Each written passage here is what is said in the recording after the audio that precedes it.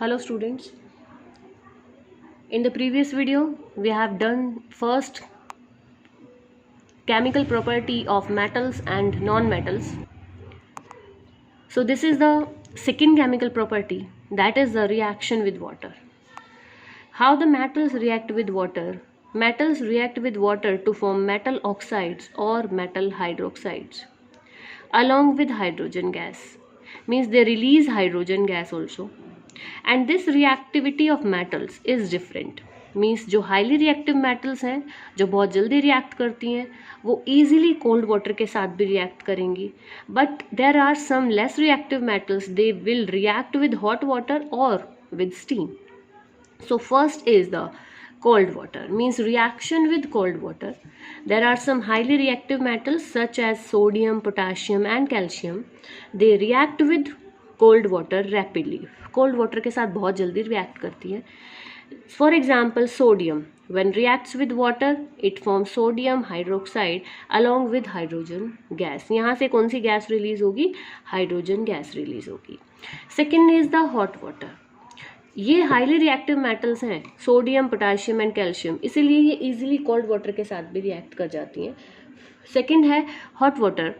Less reactive metals जो कि comparatively sodium, potassium और कैल्शियम से कम रिएक्टिव होती हैं. For example magnesium and zinc, they react with hot water, hot water के साथ रिएक्ट करेंगी. For example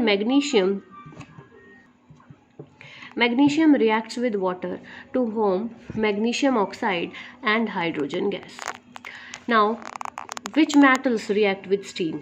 Least reactive metal. There are some very least reactive metals जो easily react नहीं करती हैं. For example, iron, nickel, they displaces hydrogen gas. They react with steam only, कि वो steam के साथ रिएक्ट करेंगी और वो क्या करेंगी? हाइड्रोजन गैस को डिस्प्लेस कर देंगी. फॉर एग्जांपल आयरन, जब आयरन वाटर के साथ रिएक्ट करता है तो हमने पढ़ा था कि आयरन क्या बनाएगा? ऑक्साइड बनाएगा और हाँ साथ में क्या रिलीज होगी? Hydrogen gas. सेम ऐसे ही अगर हम नॉन मेटल्स की बात करें तो जो नॉन मेटल्स हैं वो रिएक्ट नहीं करती वाटर के साथ. जैसे कोल है, कोयला है, उसको पानी में डालो तो कोई रिएक्शन नहीं होगी. सल्फर को, माचिस है, उसको पानी में डालो तो कोई एज इट इज़ रिएक्शन नहीं होगी, क्योंकि वो नॉन मेटल्स हैं एंड नॉन मेटल्स रिएक्ट नहीं करती वाटर के साथ. So there is no reaction of non metals with water. Now the third reaction is reaction with dilute acids.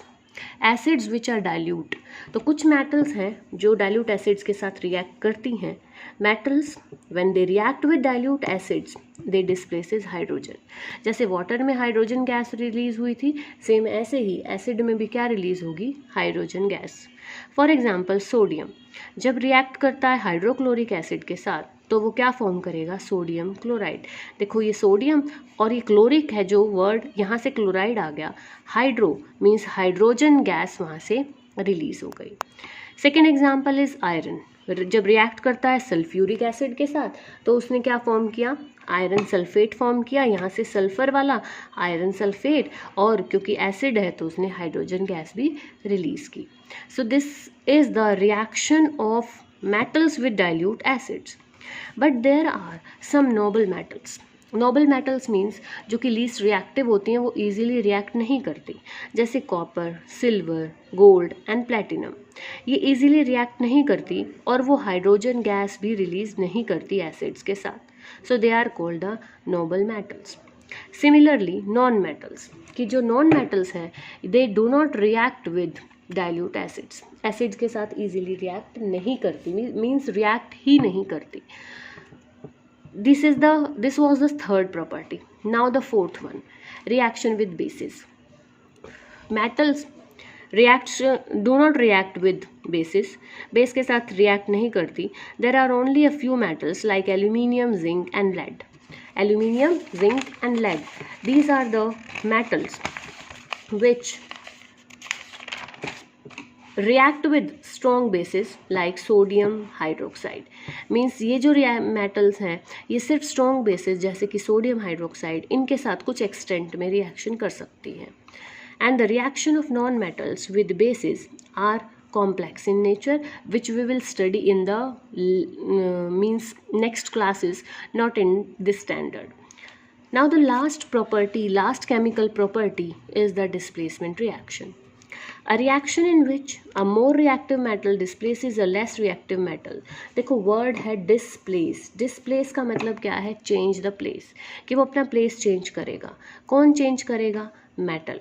तो जो मेटल हाईली रिएक्टिव है वो क्या करेगी? लेस रिएक्टिव मेटल को उसके सॉल्ट सॉल्यूशन से डिस्प्लेस कर देगी.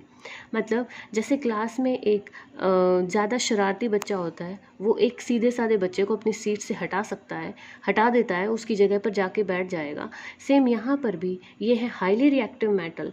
जो भी हाईली रिएक्टिव मेटल है वो लेस रिएक्टिव मेटल को क्या करेगा? डिस्प्लेस कर देगा. For example copper sulphate. Copper sulphate जब आयरन के साथ रिएक्ट करता है तो क्या फॉर्म करता है? Iron sulphate along with the copper. देखो iron which is highly reactive, iron ने क्या किया? कॉपर को उसकी प्लेस से हटा दिया और खुद उसके प्लेस पर आ गया, तो उसने क्या फॉर्म कर लिया? आयरन सल्फेट फॉर्म किया और कॉपर जो कि सेपरेट आउट हो गया. सेम ऐसे ही सिल्वर नाइट्रेट की बात करें तो सिल्वर नाइट्रेट और कॉपर की रिएक्शन करें तो कॉपर सिल्वर से ज़्यादा रिएक्टिव होता है, तो कॉपर क्या करेगा? सिल्वर को उसके प्लेस से हटा देगा और फॉर्म करेगा कॉपर नाइट्रेट और सिल्वर में यहाँ से सेपरेट आउट हो गया. Like metals, a more reactive non-metal displaces a less reactive non-metal from its salt solution. Means जैसे metals में highly reactive और less reactive है, वैसे ही non-metals में भी highly reactive और less reactive non-metals होती हैं. तो highly reactive non-metal क्या करेगी? less reactive non-metal को उसके place से displace कर देगी. But these type of reactions we will not study in this standard. But for example, fluorine, which is more reactive than chlorine, then bromine and then iodine. Means fluorine सबसे ज़्यादा reactive है और iodine यहाँ पर सबसे कम reactive है इन चारों में. तो fluorine क्या कर सकता है? fluorine इन तीनों को वहाँ से displace कर सकता है. So these are all about the chemical properties of metals and non-metals.